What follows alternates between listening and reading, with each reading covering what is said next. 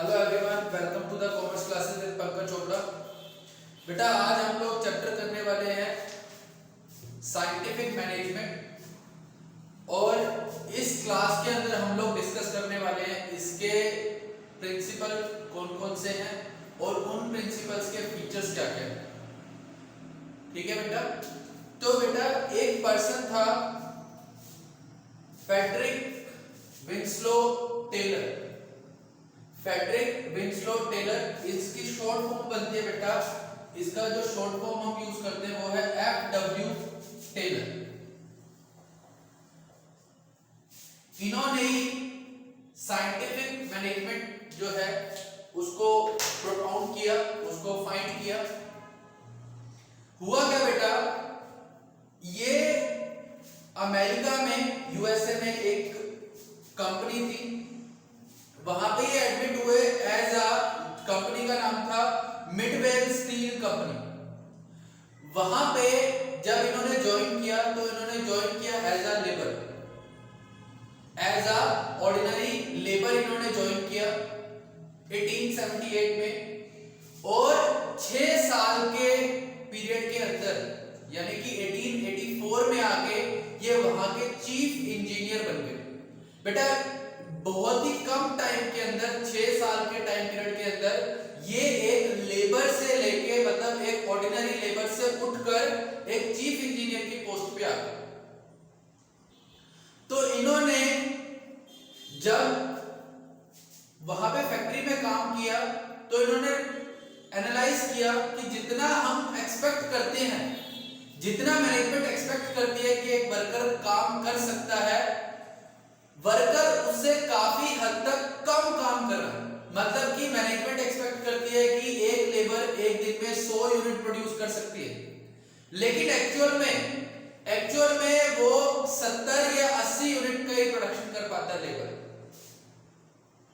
तो इन्होंने क्या किया, इन्होंने रिसर्च की कि इसका रीजन क्या है। इसका रीजन क्या है कि मैनेजमेंट जो एक्सपेक्ट कर रही है 100 यूनिट, वो किस हिसाब से एक्सपेक्ट कर रही है, और वर्कर जो है वो सिर्फ और सिर्फ एक्चुअल में 70 से 80 यूनिट ही क्यों प्रोड्यूस कर पा रहा है। इतना गैप क्या है, गैप क्यों है इनके बीच में। तो उन्होंने रिसर्च करी और इन प्रॉब्लम्स के सॉल्यूशंस फाइंड आउट करने स्टार्ट कर दिए। इन प्रॉब्लम्स के सॉल्यूशंस फाइंड आउट करने स्टार्ट कर दिए। इसी वजह से वो एक चीफ इंजीनियर की पोस्ट पे पहुंच गए, उनके काम की वजह से।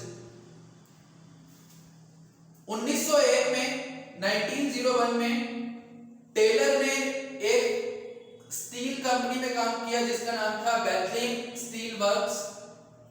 1901 तक उन्होंने वहां पे काम किया और उस दौरान उन्होंने वहां पे एज अ चीफ इंजीनियर ही काम किया। फिर उसके बाद 1903 से उन्होंने मैनेजमेंट कंसल्टेंट के तौर पे काम स्टार्ट कर दिया। मैनेजमेंट कंसल्टेंट के तौर पे काम कर दिया, मतलब कि मैनेजमेंट के जो भी इश्यूज होते थे, जो भी उनको प्रॉब्लम्स आती थी, उनका सॉल्यूशन देना स्टार्ट कर दिया। मतलब मैनेजमेंट कंसल्टेंट के तौर पे उन्होंने काम करना स्टार्ट किया। 1903 में उन्होंने आके एक पेपर पब्लिश किया था, रिसर्च पेपर, जिसका नाम था शो मैनेजमेंट। और उसके बाद इन 1911 उन्होंने एक बुक पब्लिश करी जिसका नाम था प्रिंसिपल्स ऑफ साइंटिफिक मैनेजमेंट। और टेलर की डेथ 1915 के अंदर हो गई, लेकिन उनका कंट्रीब्यूशन अभी भी मैनेजमेंट के अंदर चल रहा है। उनके जो भी प्रिंसिपल्स हैं हम उनको आज भी यूज कर रहे हैं। तो बेटा अब बात आती है कि साइंटिफिक मैनेजमेंट क्या है। साइंटिफिक मैनेजमेंट क्या है? तो अगर सिंपल वर्ड्स में आपको मैं बताऊं तो साइंटिफिक मैनेजमेंट का मतलब क्या है कि मैनेजमेंट को साइंटिफिक तरीके से करना ही साइंटिफिक मैनेजमेंट है। मतलब क्या सर? मतलब बेटा ये है कि वो ये कहते हैं कि जो मैनेजमेंट का काम है उसको साइंटिफिक तरीके से करना स्टार्ट कर दो, हम उसको साइंटिफिक मैनेजमेंट बोल देंगे।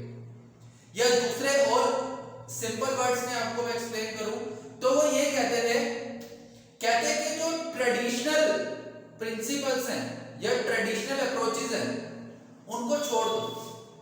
Discard traditional approaches and traditional principle and adopt new techniques approaches and principles. वो कहते थे कि जो पुराने ट्रेडिशंस है ना, जो पुरानी अप्रोच या पुरानी टेक्निक्स चल रही है काम को करने की, आप उनको छोड़ दो, नई टेक्निक डेवलप करो काम करने की और नए प्रिंसिपल अडॉप्ट करो, नए अप्रोचेस को लेके आओ। तो उसको उन्होंने क्या बोला, साइंटिफिक मैनेजमेंट बोल दिया बेटा। ठीक है, आई होप यहां तक आपको समझ आया होगा। अब हम बात करते हैं इसके फीचर्स की कि साइंटिफिक मैनेजमेंट के जो प्रिंसिपल्स हैं उसके फीचर्स क्या क्या थे।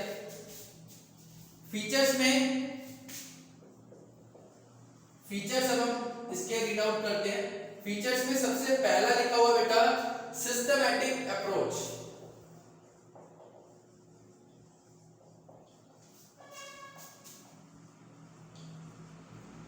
इन्होंने बोला, कहते हैं साइंटिफिक मैनेजमेंट जो है वो एक सिस्टमैटिक अप्रोच है मैनेजमेंट को, और इससे ये होता है कि साइंटिफिक अप्रोच अगर आप लगाओगे तो इससे ये होगा कि जितना भी मैनेजमेंट का काम है, जितना भी काम है वहां पे, वो एक सिस्टमैटिक तरीके से कंप्लीट होगा। अगर आप मैनेजमेंट को सिस्टमैटिक मैनर के अंदर करते हो या साइंटिफिक मैनर के अंदर करते हो तो आपका जो काम है वो सारा का सारा काम कंप्लीट जो होगा वो एक सिस्टमैटिक मैनर में होगा। मतलब सिंपल क्या किया है, वो कहते हैं कि साइंटिफिक मैनर में काम करो, साइंटिफिक मैनेजमेंट को लेके और साइंटिफिक मैनर में काम करो। काम कैसे कंप्लीट होगा, सिस्टमैटिकली। तो फर्स्ट फीचर इसका ये था। सेकंड फीचर में उन्होंने क्या बोला है, brings complete mental change, brings complete mental change.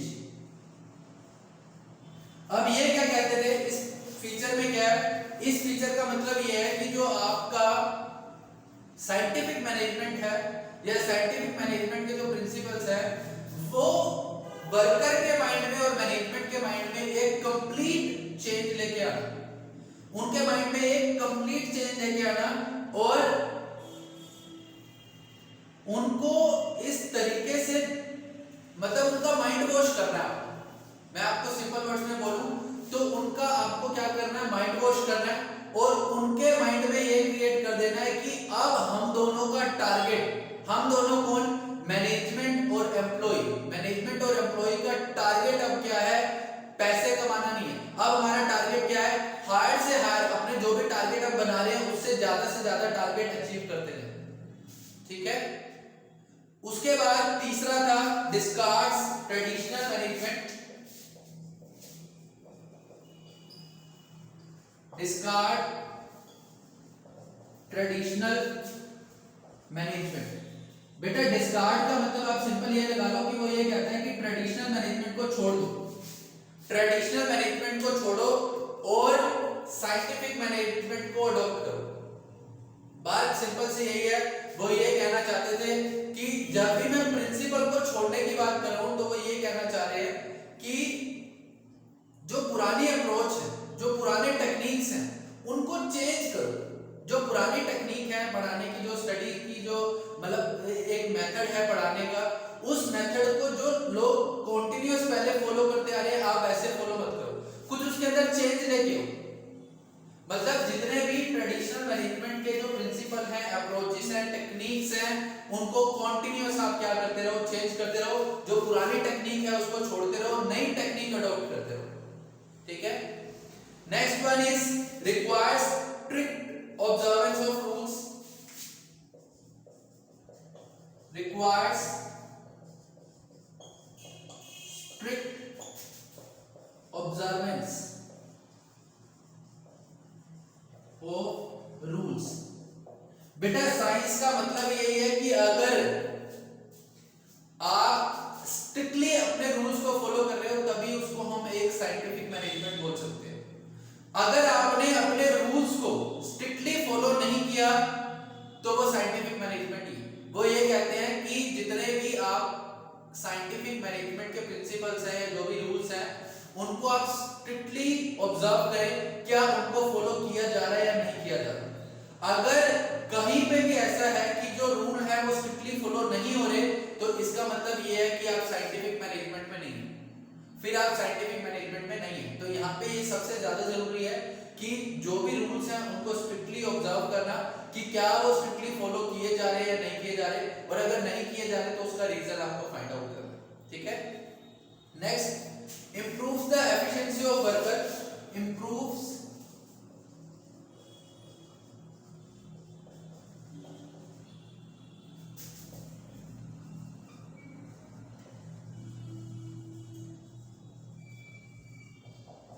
Worker की जो एफिशिएंसी है उसको इंप्रूव करना, वर्कर की जो एफिशिएंसी है उसको इंप्रूव करना। इंप्रूव कैसे करना है? अलग अलग स्टडीज करके, अलग अलग स्टडीज करके। जैसे कि मान लो अब आपको मैंने बोला बेटा कि आपको 10 क्वेश्चंस करने, 10 क्वेश्चन करने, लेकिन आप जिस हिसाब से क्वेश्चन कर रहे हो उस हिसाब से आप 1 घंटे में 1 क्वेश्चन करते हो। आप समझो मेरी बात को, क्या कह रहा हूं मैं कह रहा हूं कि मैंने आपको बोला कि आपको 10 क्वेश्चन करने हैं, और आप जब क्वेश्चन करने बैठते हो उस टाइम आप उस क्वेश्चन को करने में 1 घंटा लगा देते हो। तो मैंने उसका एक मेथड ऐसा इन्वेंट कर दिया कि मैंने आपको बोला ये फॉर्मेट है जी, जब भी आप क्वेश्चन करने बैठो इस फॉर्मेट को सामने लेके बैठना, नीचे से क्वेश्चन को रीड आउट करते जाना, ऊपर देखते जाना कि क्या इस फॉर्मेट के अंदर ये चीज रिक्वायर्ड है या नहीं है। ये मैंने आपको एक मेथड दे दिया। अब जब हम मेथड्स देते हैं तो उससे क्या होता है, जो वर्कर है उसकी एफिशिएंसी इंप्रूव हो जाती है। आप अपने मेथड को छोड़ो और नए मेथड को अडॉप्ट करो, जिससे आपकी क्या होगी, एफिशिएंसी इंक्रीज हो जाएगी। पहले शायद आप 1 घंटे में अपने तरीके से उस काम को कर रहे थे, अब अगर आप इस मेथड को अडॉप्ट करते हो तो इस मेथड को अडॉप्ट करने के बाद वो काम मे बी आधे घंटे के अंदर हो जाए। ठीक है, ये कुछ फीचर्स थे साइंटिफिक प्रिंसिपल्स के या साइंटिफिक मैनेजमेंट के, आप बोल दो। इसके बाद मैं आपको प्रिंसिपल्स बताता हूं बेटा। उन्होंने 4 प्रिंसिपल दिए थे, 4 प्रिंसिपल दिए थे साइंटिफिक मैनेजमेंट के। पहले आप पढ़ चुके हो हेनरी फ्योल के जो 14 प्रिंसिपल थे, वो फंडामेंटल प्रिंसिपल थे, और आज जो हम पढ़ रहे हैं वो है साइंटिफिक प्रिंसिपल। सबसे पहला जो है यहाँ पे मैं लिख देता हूं प्रिंसिपल्स ऑफ मैनेजमेंट, या साइंटिफिक मैनेजमेंट ही लिख देते हैं, साइंटिफिक मैनेजमेंट।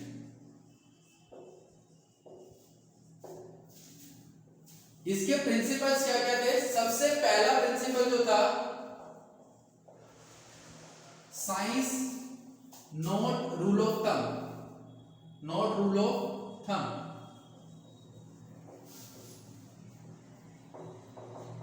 वो कहते हैं कि साइंस जो है, मतलब साइंटिफिक प्रिंसिपल जो है, वो ये कहते हैं कि हमें किसी भी चीज में एक सेट रूटीन के अंदर काम नहीं करना चाहिए। मतलब जो पुरानी टेक्निक्स आपने उठा ली कॉन्टिन्यूस, उसको फॉलो नहीं करना चाहिए।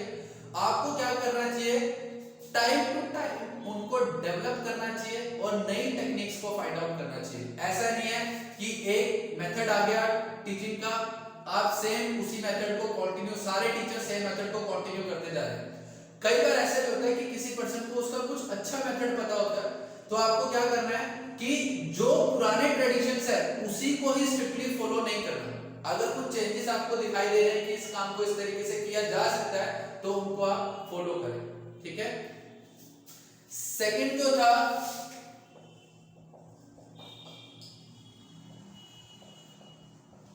Harmony not Discord. इस प्रिंसिपल का मतलब क्या था? ये कहते हैं कि ऐसा एटमॉस्फेयर क्रिएट करो ऑर्गेनाइजेशन के अंदर कि जो वर्कर है और जो मैनेजमेंट है, ध्यान से सुनना बात को, हार्मनी का मतलब होता है एक रूपता, उनके बीच में मतभेद नहीं होना चाहिए, उनके बीच में हार्मनी होनी चाहिए। हार्मनी यानी कि उनके बीच में तालमेल बनाना। तो साइंटिफिक मैनेजमेंट ये कहता है कि आप उनके बीच में हार्मनी क्रिएट करो, डिस्कॉर्ड क्रिएट मत करो। अब वो कैसे होगा? वो कहते हैं कि उनका ऐसा माइंड वॉश करो, उसको एक टेक्निक है मेंटल रिवॉल्यूशन, वो कहते हैं उस टेक्निक को यूज करके उनका माइंड वॉश ऐसा कर दो कि वर्कर को और मैनेजमेंट को लगे कि हम दोनों इनसेपरेबल हैं। इंडिस्पेंसेबल या इनसेपरेबल, मतलब वर्कर के बिना मैनेजमेंट नहीं और मैनेजमेंट के बिना वर्कर नहीं, ऐसा फील करवाओ। ऐसा फील करवाने से क्या होगा, दोनों के बीच में हार्मनी क्रिएट होगी, वहां पर डिस्प्यूट्स नहीं होंगे। समझ रहे हो बात को? वो क्या कहते हैं कि माइंड वॉश करके उनके माइंड में ऐसा एक एटमॉस्फेयर क्रिएट कर दो कि उनको ऐसा दिखाई दे, मैनेजमेंट को ये लगे कि मैं वर्कर के बिना कुछ नहीं हूं और वर्कर को ये लगे कि मैं मैनेजमेंट के बिना कुछ नहीं हूं। ठीक है, नेक्स्ट जो था वो था cooperation not individual cooperation.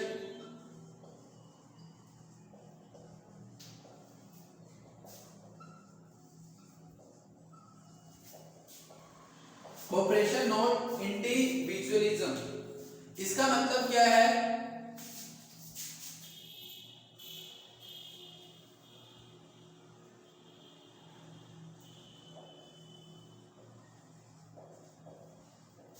Cooperation not individualism, इसका मतलब ये है बेटा, इसका मतलब ये है, वो कहते हैं कि जब भी आप कोई भी रूल बना रहे हो, कोई भी पॉलिसीज बना रहे हो, कोई भी रूल या कोई भी पॉलिसी बना रहे हो, तो उस टाइम पे आप अपने एम्प्लॉइज को बुलाओ और उनसे सजेशंस मांगो। आप कोई भी रूल बना रहे हो, कोई भी पॉलिसी बना रहे हो, कोई भी प्लानिंग कर रहे हो, तो उस टाइम पे आप क्या करो, अपने वर्कर्स को बुलाओ, अपने एम्प्लॉइज को बुलाओ और उनसे उसके अंदर सजेशंस मांगो। उसको बोलते हैं कोऑपरेशन, कि वहां पे एक इंडिविजुअल नहीं काम कर रहा, वहां पे इंडिविजुअलिज्म नहीं है उसके अंदर, इंडिविजुअलिज्म नहीं है उसके अंदर क्या है? कोऑपरेशन। अब कोऑपरेशन में क्या हो जाएगा, अगर आप ऐसा करते हो, कोऑपरेशन से काम करते हो, अगर मान लो मैं आपको कहता हूं बेटा कि हमें काम कैसे करना चाहिए, मतलब किस तरीके से हम अच्छे से अच्छे तरीके से अपने रिजल्ट को इंप्रूव कर सकते हैं, तो आपने बोला कि सर आप ऐसा करो, छोटे छोटे टॉपिक्स पे वीडियोस बना के भेज दिया करो, हम उसको रीड आउट कर लेंगे और उसके बाद हम सेल्फ उसके नोट्स प्रिपेयर कर लिया करेंगे, ऐसा करने से रिजल्ट इंप्रूव हो जाएगा। मैंने कहा ठीक है। अब इसमें क्या हो गया, कोऑपरेशन हो गया, मैंने आपके ऊपर कोई चीज थोपी नहीं है, मैंने आपके ऊपर कोई चीज इंपोज नहीं की, मैं आपसे पूछ रहा हूं। तो अब क्या होगा, जब रिजल्ट की बात आएगी तो मैं आपसे उसके लिए आंसर, आप उसके लिए आंसरेबल हो। क्यों? क्योंकि जब पॉलिसी बन रही थी आप लोगों ने आके बोला था कि सर ऐसा होना चाहिए, तो उस टाइम पे अगर आप उन रूल्स को फॉलो नहीं करोगे तो आपसे उसके लिए आंसरेबिलिटी हो सकती है, आपसे जवाबदेही ली जा सकती है कि ऐसा क्यों हुआ, क्योंकि आपने खुद ने सजेशन दिया कि ऐसा करो। और अगर वहां पे इंडिविजुअलिज्म होगा तो वहां क्या होगा, इंपोज किया आपने उनके ऊपर कि ऐसा करना है, तो फिर आप उसके लिए वो आपको एक्सक्यूज देने स्टार्ट कर देंगे कि सर ऐसा हो गया था इसलिए नहीं हुआ, ऐसा हो गया था इसलिए नहीं हुआ। ठीक है, next one is development of each and every person, development of each and every person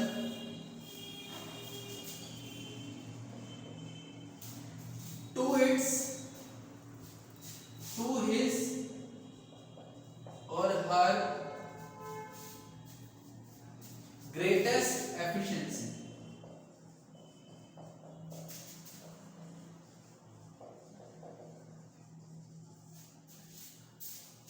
and prosperity।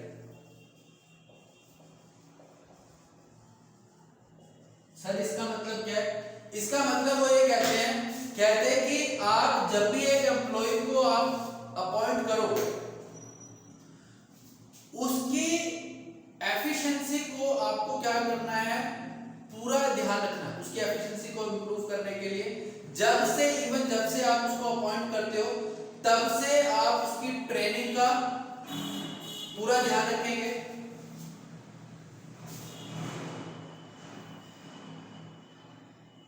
और वो क्या कहते हैं, और वो ये कहते हैं, पहली बात तो वो क्या कहते हैं कि आपको डेवलप करना है, तो जिस टाइम आपने उस पर्सन को सेलेक्ट किया तब से उसकी ट्रेनिंग का ध्यान रखो, उसको ऐसा एटमॉस्फेयर दो कि वो अच्छे से काम कर पाए।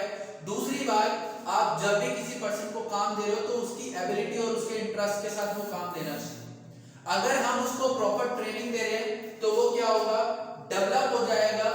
और अगर उसके इंटरेस्ट का भी काम है, उसकी एबिलिटी के अकॉर्डिंग भी काम है और उसको ट्रेनिंग भी मिल रही है, तो वो अपने मैक्सिमम एक्सटेंट तक डेवलप हो सकता है। ठीक है बेटा, आई होप आपको समझ आया होगा। नेक्स्ट क्लास के अंदर हम करेंगे इसकी टेक्निक्स, कि किस टेक्निक्स के अंदर, किस तरीके से, किस टेक्निक से या किस मेथड से इन सारे के सारे प्रिंसिपल्स को हम फॉलो कर सकते हैं या फिर अप्लाई कर सकते हैं, ऐसा बोल सकते हो आप। तब तक इनको अच्छे से एक बार रीड आउट करें और अगर कोई प्रॉब्लम आती है तो मेरे को बताएं। ठीक है बेटा, थैंक यू।